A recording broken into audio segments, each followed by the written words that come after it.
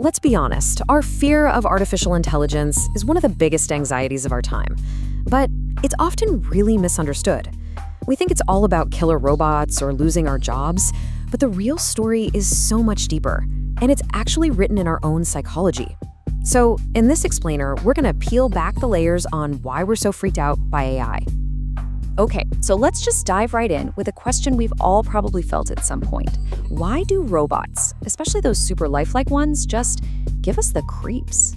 You know that feeling? That little gut reaction is our starting point for a really fascinating journey into our own minds. So first up, we have to talk about the stories we tell ourselves.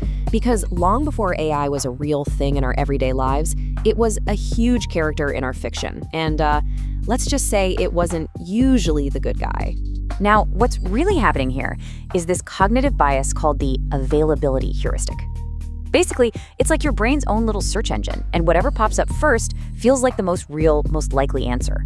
I mean, think about it. We tend to worry way more about shark attacks than we should just because they get so much media coverage, right? Even though they're incredibly rare. Well, it's the exact same thing with AI.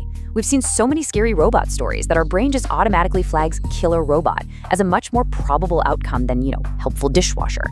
I mean, just think about it. The Terminator, HAL 9000, The Matrix. These stories have given us this incredibly powerful cultural script. So when we think about advanced AI, our minds don't immediately leap to a helpful assistant. They jump straight to a hostile takeover. This constant stream of dystopian sci-fi has basically primed us to see AI as a threat we need to manage, not a tool we can use. Okay, so let's go a layer deeper, because the fear is about so much more than just movie plots. It actually taps into something ancient and evolutionary. You have to remember, from an evolutionary perspective, our brains are still kind of running on old software. They're hardwired for survival in a tribal world. And back then, the biggest threat wasn't always a saber-toothed tiger. It was another tribe competing for the same food, the same water, the same turf. Our brains haven't really gotten the memo that things have changed. So when they see a super intelligent, super efficient AI, they don't see a helpful gadget. They see a new, incredibly powerful competitor moving into the neighborhood. And this is where we get what's called the replacement paradox. It's not really about losing your paycheck.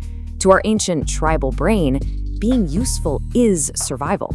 It's what keeps you safe inside the group, by the fire. So when you face the idea of losing your utility to a machine, it triggers this primal panic, this deep, cellular fear of being cast out.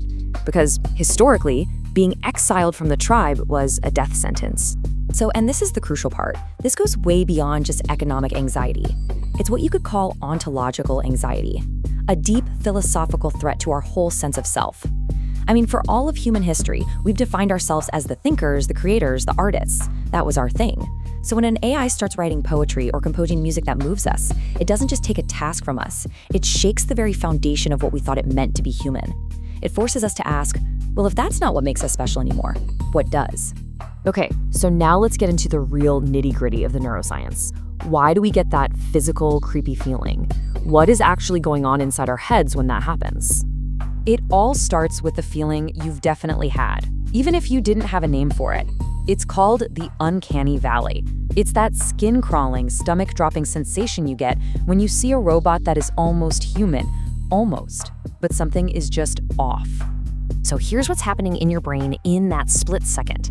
Your eyes see what looks like a human face, but your visual cortex detects a glitch, a micro-expression that hangs around just a fraction of a second too long, or eyes that don't quite track right.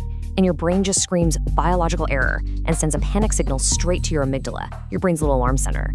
It triggers this jolt of primal disgust, the same reflexive yuck we have for things like disease or decay.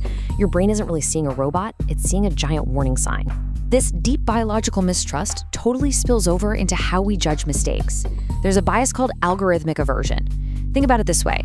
If a human makes a mistake, we try to figure out the story. Were they tired, stressed? We can empathize, and we're usually pretty forgiving. But when an algorithm gets it wrong, there's no story there, no intent. It's just cold, alien failure. And for that, we have almost zero tolerance. And the reason for that intolerance is right here. It's in our mirror neurons. These are these amazing little brain cells that fire not just when we do something, but when we see someone else do it. They're basically the biological hardware for empathy. They let us feel what others feel, and that's how we build trust. But when we look at an AI, our mirror neurons have nothing to connect to. There's no inside to mirror.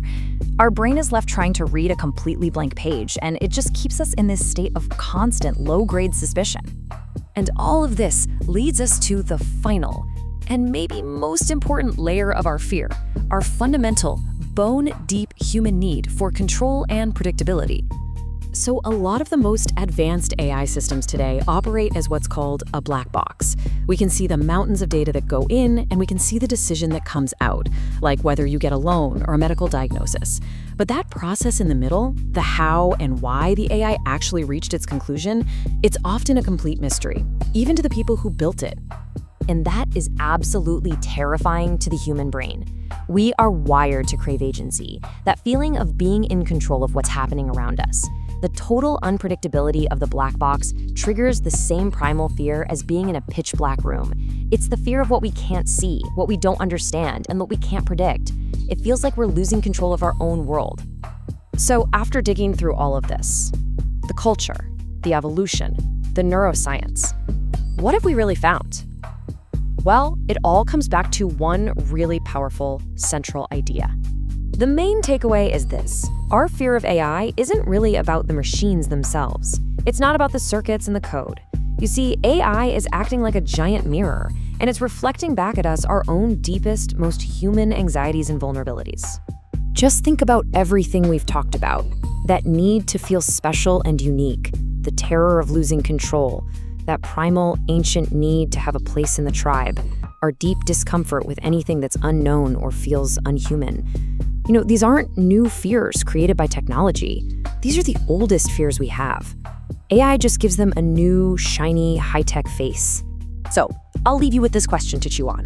If our anxiety about artificial intelligence is really just a reflection of ourselves, what are we truly most afraid of seeing?